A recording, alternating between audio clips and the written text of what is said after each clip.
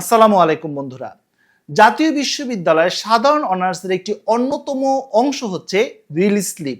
যারা প্রথম মেধা তালিকা, দ্বিতীয় মেধা তালিকায় চান্স পেয়েও ভর্তি হয়নি অথবা চান্সই পায়নি, বা চান্স পেয়েও ভালো সাবজেক্ট বা কলেজ পায়নি বা সন্তুষ্ট না, তাদের জন্য কিন্তু রিলিজ কি সঠিকভাবে কৌশল মেনে যদি রিলিজ স্লিপে আবেদন করতে পারো, তাহলে কম জিপিএ নিয়েও তুমি ইনশাআল্লাহ একটি সাবজেক্টে একটি কলেজে চান্স পেয়ে যাবে। আজকের ভিডিওতে আমরা প্রথম থেকে শেষ পর্যন্ত বাসায় বসে নিজে নিজে এমনকি মোবাইল ফোনের মাধ্যমে কিভাবে তুমি রিলিজ স্লিপে আবেদন করতে পারো সেই টেকনিকগুলো আমরা আলোচনা করব, তাই কোনো অংশ মিস করবে না। বন্ধুরা, তোমরা স্ক্রিনে দেখতে পাচ্ছ এটা হচ্ছে জাতীয় বিশ্ববিদ্যালয়ের ওয়েবসাইট, যে ওয়েবসাইটের মাধ্যমে মূলত তোমরা আবেদন করেছিলে। এই পোর্টালতে আসলে তোমরা দেখতে পাবে এই নিউ অনার্স অ্যাডমিশন, তোমরা দেখতে পাচ্ছ অ্যাপ্লিকেন্ট লগইন নামের একটি অপশন রয়েছে। অপশনটিতে ক্লিক করতে হবে, অ্যাপ্লিকেন্ট আইডি এবং পিন নাম্বার দিয়ে প্রবেশ করবে। যদি তোমার অ্যাপ্লিকেন্ট আইডি মনে থাকে বা না থেকে থাকে কোনো সমস্যা নাই, forget your application ID or pin.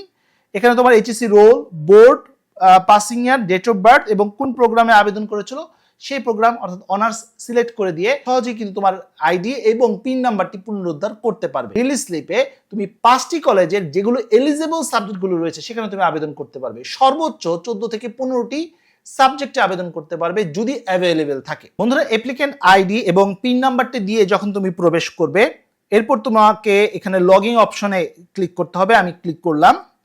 Click করার সাথে সাথে তুমি দেখতে পাবে এমন একটি উইন্ডো যেখানে ফার্স্ট রিলিজ স্লিপ লেখা থাকবে। ক্লিক করার সাথে সাথে তুমি দেখো এখানে 5টি পার্ট এসে পড়েছে।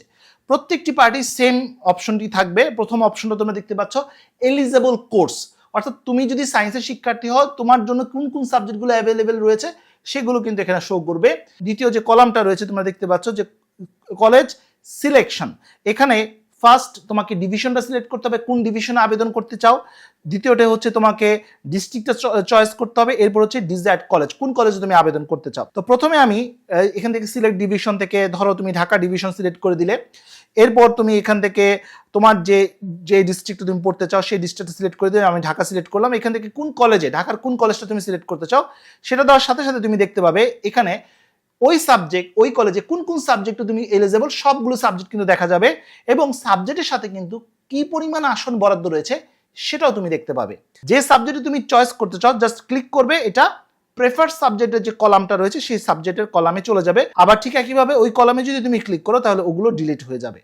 এভাবে তুমি সাবজেক্ট চয়েস করতে পারবে। তোমার যদি জিপিএ কম হয়ে থাকে বা তুমি যদি চান্সটা নিশ্চিত চাচ্ছ তাহলে কয়েকটা বিষয় তোমাকে মাথায় রাখতে হবে। প্রথমত হচ্ছে তুমি অবশ্যই বেসরকারি কলেজ সিলেক্ট করো। এখন অনেকেই বলতে পারো যে ভাইয়া বেসরকারি কলেজে তো খরচটা বেশি।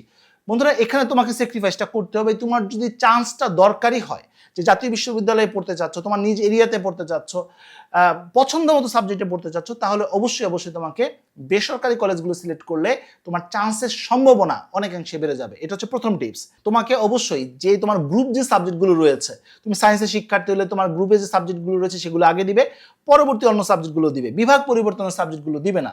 বিভাগ পরিবর্তনের সাবজেক্টগুলো দিলে কিন্তু তোমার চান্স পাওয়ার সম্ভাবনা কমে আসবে। যখন তুমি সাবজেক্টগুলো সিলেক্ট করবে, যে এখন সাবজেক্টগুলো সিলেক্ট করা হচ্ছে, যে সাবজেক্টগুলোর মধ্যে আসন সংখ্যা বেশি থাকবে সেগুলো যদি তুমি সিলেক্ট করো বা আগে দাও তাহলে কিন্তু তোমার সম্ভাবনা অনেকাংশে বেড়ে যাবে।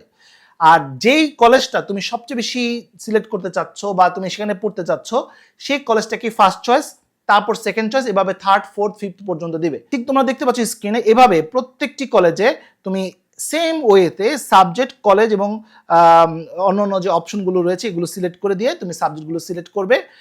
এভাবে তুমি প্রথম থেকে একদম 5 নাম্বার পর্যন্ত কলেজ তুমি সিলেক্ট করবে। তোমরা স্ক্রিনে দেখতে পাচ্ছ আমি 4টা পর্যন্ত সিলেক্ট করে দিলাম। এভাবে আমি 5 নাম্বারটা সিলেক্ট করব। বন্ধুরা, এটা একটি ডেমো ভিডিও।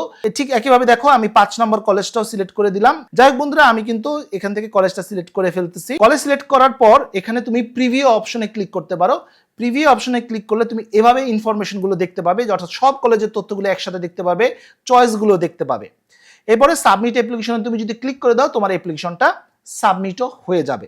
আমি এখান থেকে সবকিছু ভালো করে চেক করে চয়েস 1, চয়েস 5 পর্যন্ত সবকিছু দেখে যদি সব ঠিক থাকে তাহলে নিচে সাবমিট অ্যাপ্লিকেশনে ক্লিক করে দিবে এবং এখান থেকে ডাউনলোড যে পিডিএফ অপশনটা রয়েছে এখান থেকে তুমি পিডিএফটা অবশ্যই ডাউনলোড করে নিবে। এটা কি কোথাও জমা দিতে হবে? না, কোথাও জমা দিতে হবে না, তোমার কাছে সংরক্ষণ করে রেখে দিবে, পরবর্তী হয়তো কাজে লাগতে পারে। প্রশ্ন আসতে পারে ভাইয়া এটা কি কাজ শেষ? না, এরপরও কিছু কাজ রয়েছে। সেটি হচ্ছে আবেদন করার পর অর্থাৎ রিলিজ স্লিপে আবেদন করার পর তোমার কাছে মনে হলো যে তুমি যেভাবে চয়েস দিয়েছো সেটা ঠিক হয়নি, তুমি কলেজটা চেঞ্জ করতে চাচ্ছ বা অপশনগুলি পরিবর্তন করতে চাচ্ছ, আগে পরে করতে চাচ্ছ, তুমি যেটা করেছো সেটা ভুল হয়েছে, সেক্ষেত্রে তুমি চাইলে এই অ্যাপ্লিকেশনটা অর্থাৎ রিলিজ স্লিপের অ্যাপ্লিকেশনটা ক্যান্সেল করে দিয়ে তুমি আবারও নতুন করে অ্যাপ্লিকেশন করতে পারবে। তবে বন্ধুরা বলে রাখি, এই সুযোগটি তুমি মাত্র একবার পাবে। লগ ইন করার পর এমন একটি উইন্ডো দেখতে পাবে, এখানে তুমি বিভিন্ন অপশন রয়েছে, এখানে অ্যাপ্লিকেশন ফর্মে চলে যাবে, তুমি দেখো এখানে ক্যান্সেল ফার্স্ট রিলিজ স্লিপ নামের একটি অপশন রয়েছে। এই অপশনটিতে মূলত ক্লিক করলেই অ্যাপ্লিকেশনটি ডিলিট হয়ে যাবে, অর্থাৎ তুমি যে রিলিজ স্লিপটা অ্যাপ্লিকেশন করেছো সেটা ডিলিট হবে, কিন্তু পুরো অ্যাপ্লিকেশনটা কিন্তু ডিলিট হবে না। তাই এটাকে তুমি ক্যান্সেল করে দিয়ে, তুমি এটাকে ডিলিট করে দিয়ে তুমি চাইলে আবার নতুন করে রিলিজ স্লিপে আবেদন করতে পারবে। তো এই ছিল মোটামুটি আজকের ভিডিও। আজকে আমরা জানতে পারলাম কিভাবে রিলিজ স্লিপে আবেদন করতে হয়, সবকিছু নিয়ে আলোচনা করলাম, খুঁটিনাটি সকল তথ্য জানিয়ে দিলাম। তো বন্ধুরা, যে পর্যন্ত সবাই ভালো থাকো, সুস্থ থাকো, দেখা হবে আগামী কোনো ভিডিওতে। সে পর্যন্ত